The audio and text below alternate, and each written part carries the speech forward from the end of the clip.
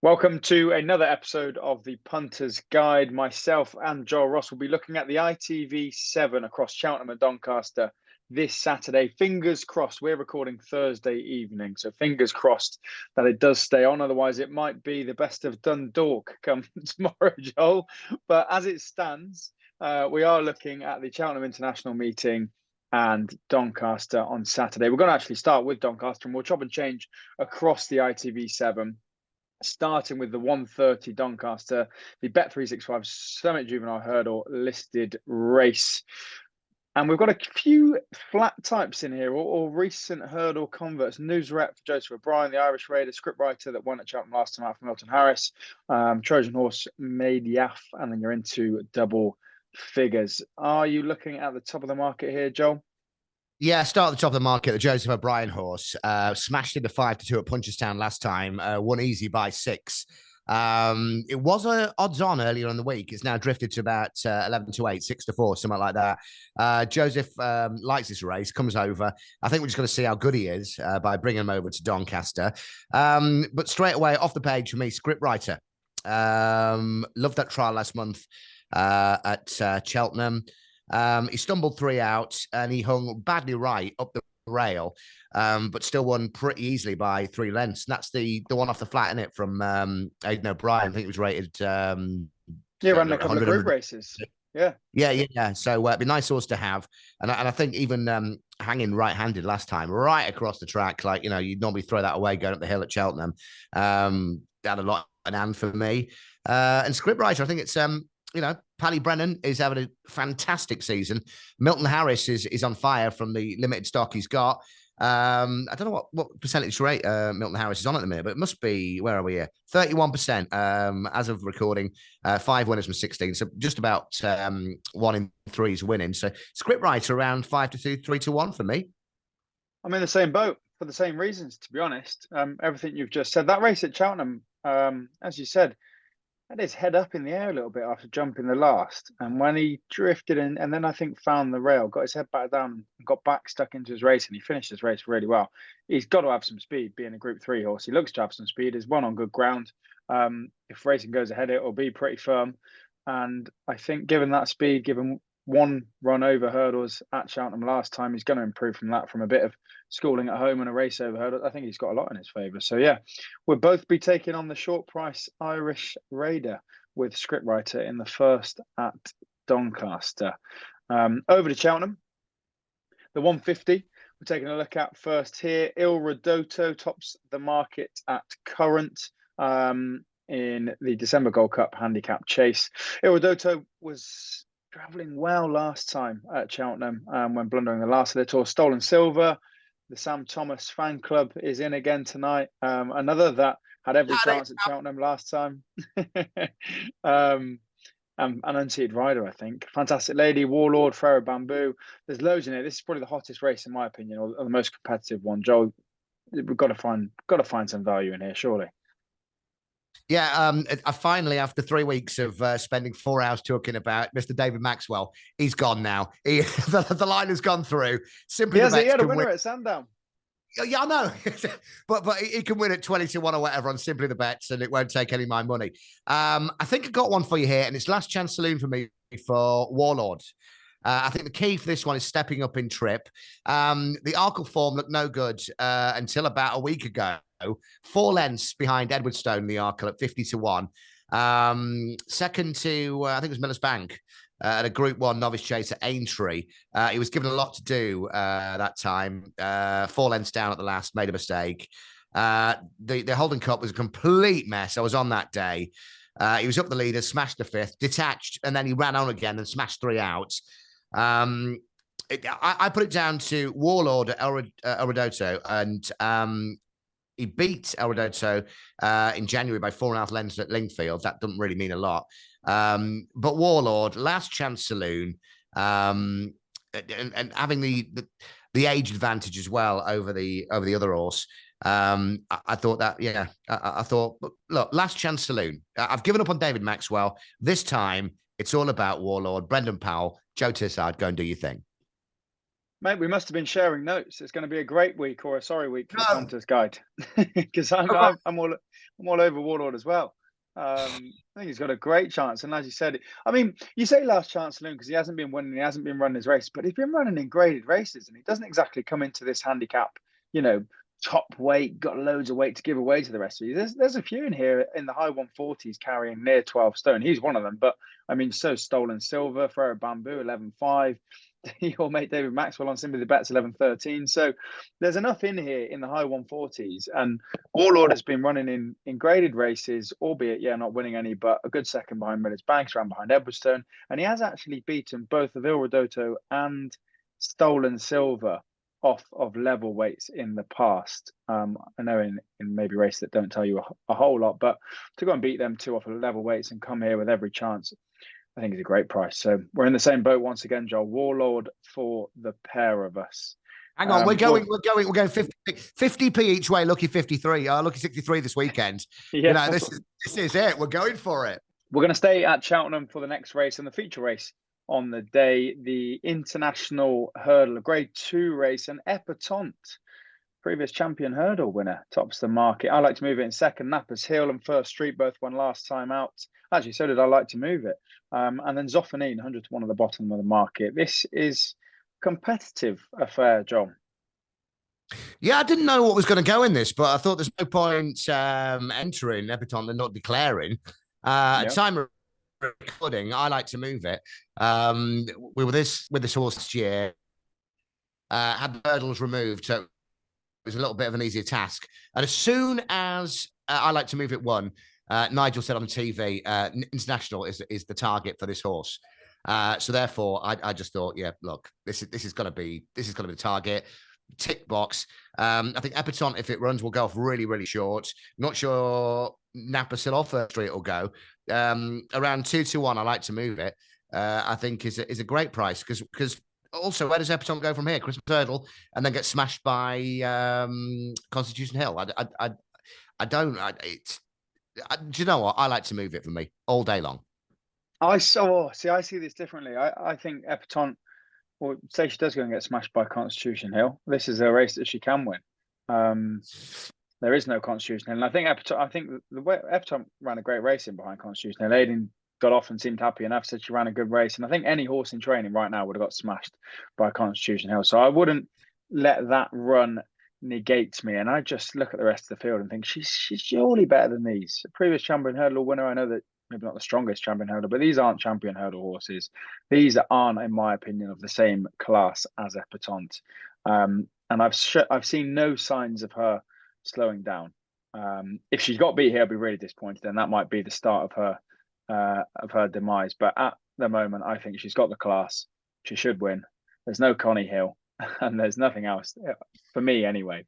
That really stands out and scares me. So we're split. Epatante for me, and I like to move it for Joel in the feature race at Cheltenham. We'll move back over to Donny for the 240, 2 mile 3, another handicap chase. I mean, this one is tricky to find a winner. There's not a whole lot of class to go at, is there, Joel? We're trying to find a price, really, something to go at each way and hope for the best.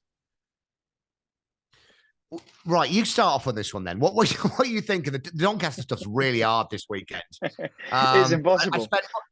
I spent more time doing the Doncaster races than Cheltenham. What did you fall down on? Where did the Frankie pin end up? Come on then. We're both going to back. Well, this can go in our lucky 31 or lucky 63 or whatever we were going to have in the 240. I mean, you do a good job to pronounce it first. Bet Champetre. It's be my selection at about 9s each way. Champetre. That's the one. Yeah, I mean, goes off of 113. Its mark has never been this low, so the handicap mark is falling and falling, which doesn't always fill you with confidence, but has mostly been racing in class 3s, has done all its racing on good ground, and last time out I don't think a further trip really suited. So I'm pinning my hopes on this horse coming back to a more suitable trip, back into class 4 company rather than class 3, and having a low mark at 9 to 1. That would be my each way play, but if I'm completely honest, it's a tentative selection because it's not the best of races, is it? No, I fell down on Getaway Love for Lizzie Quinlan, who's taken over from her mum. She's married to Jack Quinlan. I was doing some research on this week. It was very good. It was like Lizzie Quinlan. A lot of money has been put into the stable, not only for new horses, but they spent a hell of a lot of money making the stable decent. She's put new gallops in there and whatever. Spent quite a bit of money at the sales. And Getaway Love for me won at Catterick last month by 3 lengths. Before that was a Langadan sort of ride before Cheltenham. Racing Post said Carlisle in rear, never dangerous, and then won at 16-1, as easy as you want next time. And again, if I was there on the day for a bit of fun, you fiver each way at 6 or 7-1. It's a bet to now because Getaway Love. Her fella's not on. Ross Chapman. That's not a problem. But a tentative selection for the Lucky 63 this weekend is Getaway Love. And come on, Lizzie Quinlan. Come on, Lizzie Quinlan. There we are. We're moving back to Cheltenham, 3 o'clock and a 3 miler, the Albert Bartlett Novice Hurdle trial as such. I could guess where you're going. I might be wrong. But if I was to guess, I think you think that Sammy Twister might be on a double. He might be on a double. Oh, he's definitely. This is my best bet of the weekend. I thought it might be. What? Why? You mentioned it last week or the week before when we were speaking about, because it ran against one of John Joe's, didn't it? And it just beat one of John Joe's, and then it ran over, I think, 2.5, now up to 3. I think it's been screaming out for 3. You probably agree. Yeah, screaming out for 3. Won his bumper at Newbury on debut. Beat Collector's Item. Strongly pressed that day and kept on finding. I really like the attitude of the horse. Collector's Item won the next time out. Third at Cheltenham in that Grade 2 Cheltenham last month. I just thought, look, it ticks all the boxes for me. And Outlaw Pete has run 8 times, won 3 times. Never at Cheltenham. I think, we've all been caught. I think you just go the Cheltenham route. And I think it's a very, very strong bet this weekend, around 6-4, 7-4, something like that. And I think it will be a lovely little double for Big Nigel and Sam. Yeah, I'm in the same boat. Massive big horse, isn't it? It's a beast. Yeah. And we'll just keep galloping and galloping. And I think probably the thing you said that I agree with most is just the horse's attitude. You watch it finish its races. It just got up to beat Collector's Item at Newbury and showed a real good attitude that day. And then over 2.5 last time at Cheltenham, a little bit outpaced, but then stayed on and finished his race really, really well to actually not finish far at all. I know the front 2 where he's down a touch, but 2 good horses. Weird race that. It was a really, really weird race to look at it because it looked like it was a non-try, then it was staying on. And I think it's a lot better than that. I really do. And I think the confidence boost of just being around that track. And you say and I say about the attitude of the horse. I hate the ones who fold like a cheap suit when they get headed. But he kept, he kept going and going. Well, not your cheap suit, my cheap suit. He just kept going and going and going and finding and grinding. I love those the grinders. I thought it was a really strong bet this weekend. Yeah, no, I agree. Finished the races really well. Stays really well. Looks like a 3 miler. Ticks a lot of boxes. The Twist and Davies like it. We've all been caught. A strong bet in the 3 o'clock for the pair of us. So we'll go to the last race at Doncaster now, the 3:15. Another tricky one to sum up. Some tricky names as well. Malliot Blanc, Gavroche Dallier, Ewood Park, Fearless Action. For myself, I'm going to stick with the Ollie Murphy and AP Heskin combo. And Adrian Heskin's been banging a few winners in for owners this season of Ewood Park. And a horse that I just think we haven't quite seen the best of yet. Return to action after nearly 700 days off with a 4th at Southwell over 2.5. That's definitely not his best. And I mean, you can allow that after 700 days off of racing. But before that, showed some glimmers of quality that I think is beyond this field at Wetherby when unseating the rider, but Newcastle and Doncaster, glimpses of quality. And coming into here off a 105, not the best of races. You'd hope that if that quality has kind of trained on 2 years off track and then he just needed that run back at Southwell, then he's better than what we've seen so far. And this could be his chance to get his nose in front at around 4-1. So Ewood Park and Mr. Heskin for myself. Yeah, I'd probably agree with you on that. You made a good case. I've not got a strong opinion on the race, and I watched that race back this morning. Very much like a lot of those horses that are ridden by AP, not McCoy, but Heskin. I don't know what they're playing at. A lot of them are run out the back. This one had an excuse because it was, it's been off for a million days. But it ran better than I thought it would, to be fair. I thought it would just stay out the back, held up in rear, it says on Racing Post, pushed along and no impression. It wasn't the hardest push, but it was half decent fourth. So I think out of everything we know for a tentative selection, I'll agree with you there, Frankster. Magic, yeah, no, I mean, you've got a couple in here that are rated 94 at the top of the market. You've got some rated 105, 111, but they're all a lot more exposed in Ewood Park. So I guess we're both pinning our hopes on some improvement, which hopefully we'll see. Back to the last then at Cheltenham. Are we going to finish the day with the winner? Are we going to finish the day in agreement? The 3:35 mares handicap hurdle. Theatre Glory tops the market. I think unseated or foul or both. Well, you'd have to be both if you're foul. You do very well to sit on a fallen horse. Tops the market. Lady Adair, Martello Sky, last year's winner. Nina the Terrier, Indefatigable. Some popular horses in here. Come on, Joel, find a winner. It's 3:35. We're at Cheltenham. We're freezing cold. We need a winner before we go home. What have you got for us? This is the one. It's going to be a -6 at this point. Lady Adair. Look, I'm going to contradict myself here. Never been to Cheltenham, 4 from 4, Newcastle twice, Uttoxeter to Taunton. It has been pulled out of Wincanton and Bangor last month due to the good firm ground. And I thought at 5-1, it might be worth a poke. They do say about it's normally about sprinters in form, keep backing them when you see them in the winter and they run up a sequence of 6 or 7 in a row. Normally, Sir Mark Prescott and Luke Morris. But when you go in here, it might be a winning machine at a lower level. Let's take your pop on here, and 5-1 takes me money to have a go. Newcastle twice, Uttoxeter to Taunton, and next Cheltenham for me. It's a step up. It is a step up, but as you said, it may well be all part of the plan. I'm going with a more obvious selection. Last year's winner, Martello Sky, won this last year off the same mark, 140. Then went to Sandown and won over 2.5 again. So this is 2.5. Won at Sandown over 2.5. Then ran over 2.5 at the festival in the Mares Hurdle and ran all right, 7th of 12 and not miles off the winner. I thought that was actually a strong performance at the festival.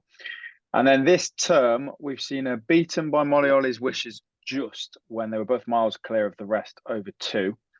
And then beaten by Miranda when not quite settling over 3. As a result, Mark comes back down to 140, back to Cheltenham, back to 2.5. All roads to Martello Sky. I think this is a strong bet for myself, and a bet to nothing if you can play this each way. If you want to be boring and safe, Martello Sky got to be in the mixer to play. She always runs a good race. If not, one better and win. So that is all. No, I was going to say, with the negative B, would it be a negative or a positive? Bryony off, Aidan Coleman on. Would you look at that or not bothered? I mean, I always associate that horse with Bryony anyway. Bryony available this weekend, so Aidan's on. Top jock. Would you look at that? Would you? No, they're both top jockeys, so I wouldn't really be bothered if it was a noticeable change in ability. Then yes, potentially, but both top jockeys. Aidan won on this race last year and at Sandown the time after. Just looking at it now. Anna's, you know what? And God, he's won. Here we are. This is a positive then. Every time he's rode him, he won at Market Raising, first time he rode her. Then he won at Cheltenham, second time he rode her. Then he won at Cheltenham in this race last year, third time he rode her. Then he ran at Sandown, 4th time. So he's won on it every single time he's rode her. There we go. There you go. Look, that's We've done the digging. That's it. Martello Sky ran 5-1. Aidan Coleman, 100% record. What more do you want? We've got Aidan Coleman, 100% record. We've got brilliant record around Cheltenham. Great record over 2.5. Won this race last year and off the same mark. Joel, tell me that's not ticking boxes. Come on. That is ticking boxes. I've changed the lights now, and I'm going for Martello Sky. Thank you. There we go. We've just found the winner for everyone who's freezing cold at Cheltenham at 3:35 on Saturday and needs a winner before they go home. Martello Sky, back it each way. Actually, don't bother. Back it on the nose, and you'll be going home with some money. Fingers crossed. Let's pick out a best bet across the Saturday, even though we've just talked about Martello Sky as if she is an absolute certainty. 1 to 4. Joel, who might be your selection of Saturday, your best bet? The Joel Nap. The Nap this weekend. I'm going for a shorter one this time, hopefully getting 7 to 4, something around that. 3 o'clock, Cheltenham. We've all been caught for Big Sam. No, Little Sam and Big Nige. Little Sam and Big Nige. I fancy that. My other strong bet would probably be Everton. You've gone against me. That I like to move it. I am actually going to stick with Martello Sky. When I was looking this morning, I'd much rather. I am a man that plays a safe 5 to 1 each way, and if you can get that price, it's just for me a very secure bet. I cannot see her out the places, and I do think she has a great chance of winning. So Martello Sky, the Nap for me in the lucky last. Say 5 to each way, and you guarantee that Frankie Foster takes full insurance as well. Oh God, there we go. Martello Sky in the last. So that's all from Saturday. Another week of the Punters Guide. Cheltenham probably the best action, as we mentioned. Fingers crossed it all stays on. Fingers crossed there's some winners in there. Joel fancies Sam and Nige to have a good day. I like the return of Everton and Martello Sky. So the mares for me, as always, best of luck if you're having a bet and gamble responsibly. We will be back next week with more racing action.